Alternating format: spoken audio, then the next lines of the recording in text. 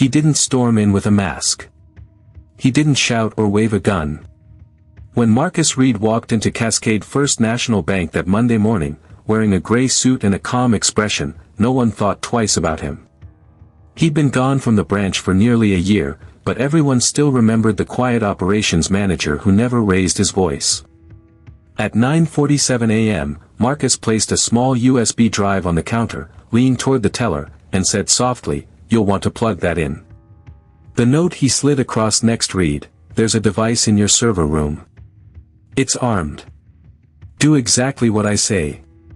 In 3 minutes, $1.9 million vanished from Cascade's reserves, not through gunfire or a break-in, but through a digital transfer executed from within the bank's own system.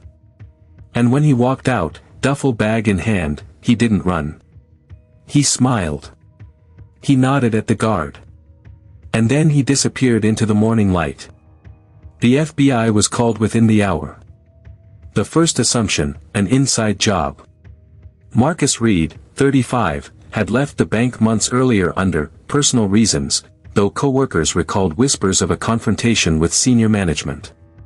His apartment was empty, his phone disconnected, his car abandoned near the river.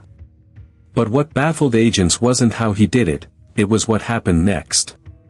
Just after noon, videos began circulating online. A man matching Marcus's description was seen handing out stacks of $100 bills in downtown Portland. Security footage showed him stepping out of a black SUV, opening his duffel bag, and giving away bundles of cash to homeless shelters, single mothers, and strangers on the street. One clip captured him saying, "It's not stolen money. It's returned money." By the time police arrived, he had already vanished again, leaving behind chaos, disbelief, and a city flooded with rumors of a modern-day Robin Hood. The media erupted. #GoodThief trended across every platform. Talk shows debated whether Marcus was a criminal or a hero. Even major networks began drawing parallels to 1970s antiheroes, thieves with causes. But beneath the headlines, investigators uncovered something chilling. The note Marcus left at the teller's desk wasn't his only message. Inside the duffel bag he abandoned during his surrender, $1.2 million of the stolen cash neatly stacked, was a hard drive labeled evidence. The drive contained thousands of internal bank documents, encrypted emails, and transaction logs. The files showed that Cascade First National had been laundering federal relief funds through shell accounts during the pandemic, routing millions into offshore holdings connected to high-ranking executives. Marcus hadn't stolen from innocent customers. He'd exposed the bank's crime by committing one of his own. When authorities finally located him 2 days later at a roadside diner 50 miles north, he didn't resist. He was sitting alone, sipping black coffee, waiting. The waitress told reporters he left a $5,000 tip in cash. FBI agents approached cautiously, expecting a standoff. Instead, Marcus raised his hands and said, "Check the hard drive." During interrogation, his calmness unnerved investigators. He admitted to orchestrating the heist but insisted it wasn't theft. "I didn't take a dime that wasn't already stolen," he said. "They used taxpayer relief funds to buy their yachts while people starved. I just redirected the money." Despite his claims, prosecutors charged him with bank robbery, extortion, and terrorism threats due to the fake bomb warning in his note. Yet as details leaked, the public began to turn. Thousands signed petitions demanding leniency. Marcus Reed wasn't just a suspect anymore, he was a symbol. Behind bars, his story spread faster. Reporters dug into his past, a former accountant turned internal auditor, known for his integrity and obsessive attention to detail. Months before his resignation, he had filed multiple reports alleging financial irregularities in Cascade's relief fund program. Each complaint was dismissed. Internal memos labeled him disruptive. Colleagues recalled how he looked defeated in his final weeks, quiet, tired, but resolute. A security guard remembered his last words as he turned in his ID badge, "One day, you'll see what they've done." And now, that prophecy seemed to echo through every news cycle. Investigators confirmed that Marcus had spent months building the perfect plan, accessing backup credentials, timing server transfers, and creating a fake detonation device just convincing enough to freeze employees without violence. He hadn't broken into the bank. He'd simply walked back in like he still worked there. Despite his confession, Marcus refused to reveal where the remaining $700,000 went. Authorities assumed he'd hidden it or distributed it anonymously. Weeks later, charitable organizations across Oregon began receiving anonymous cash donations matching the stolen denominations, each envelope stamped with a simple logo, a black feather. When questioned about it, Marcus only smiled and said, "It's not the money that matters. It's the message." In court, prosecutors painted him as a manipulative opportunist. The defense called him a whistleblower who broke the law because the law protected the corrupt.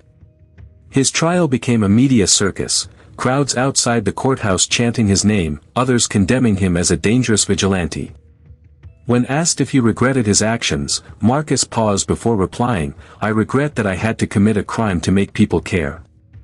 Marcus Reed was sentenced to 12 years in federal prison for robbery and wire fraud, though the judge acknowledged his extraordinary moral motive. 3 months later, Cascade First National CEO and 2 executives were indicted for embezzlement, using evidence found on Marcus's hard drive. The irony wasn't lost on anyone. The man who exposed the crime was behind bars, while the ones who committed it were negotiating plea deals. From his cell, Marcus sent a single letter to a journalist: "Justice isn't about punishment. It's about who controls the story." And as protests spread, documentaries began production, and anonymous donors continued the feather-marked cash drops. One question haunted everyone who heard his name: was Marcus Reed truly a criminal, or the only honest man left in a corrupt system? From the moment Marcus Reed was sentenced, the world couldn't decide what he really was. Some called him a criminal mastermind. Others, a moral revolutionary. But in the months that followed his imprisonment, strange things began to happen. Anonymous donations continued surfacing under the black feather emblem, this time, not just in Oregon, but across the country. Shelters, food banks, even student debt relief charities began receiving untraceable cash deposits. Each bundle contained a note, for those they forgot. The FBI suspected Marcus's accomplices were still at large, but no evidence linked him to anyone. Inside the prison walls, Marcus refused interviews, maintaining an eerie calm. His lawyer later recalled how he'd spend hours reading newspaper clippings about whistleblowers and corporate scandals, then smile faintly and whisper, "Now they see." While public fascination with Marcus exploded, the case against Cascade First National imploded. Forensic accountants confirmed that his leaked data was genuine. The bank had laundered over $42 million in federal relief funds through shell corporations owned by its top executives. Investigations revealed that Marcus's earlier internal reports, the ones dismissed as disruptive, had detailed those very transfers. He hadn't been a thief, he'd been a warning sign ignored until it was too late. By the time indictments hit the press, half the bank's leadership had fled the country. The story might have ended there, a disgraced bank, a jailed whistleblower, if not for what came next. A journalist named Nora Vance from the Portland Ledger received an encrypted email from an untraceable address. The message contained coordinates, a password, and 6 words: "He didn't keep the money." Nora followed the lead. The coordinates pointed to a self-storage facility in Spokane, Washington. Inside one of the units, behind a false wall, she found a sealed metal case with the same black feather symbol etched into it. Inside were flash drives, ledgers, and a letter signed by Marcus himself, written weeks before the robbery. In it, he confessed that he discovered evidence of massive fraud but realized reporting it internally would be useless. Every supervisor he went to was complicit. He wrote, "They don't fear exposure, they fear losing control. So I'll take it from them and give it back." The files Nora uncovered contained not just proof of Cascade's crimes, but evidence implicating 5 other regional banks in similar schemes. It was never just one heist. It was a message written in digital fire. When the story broke, the public erupted again.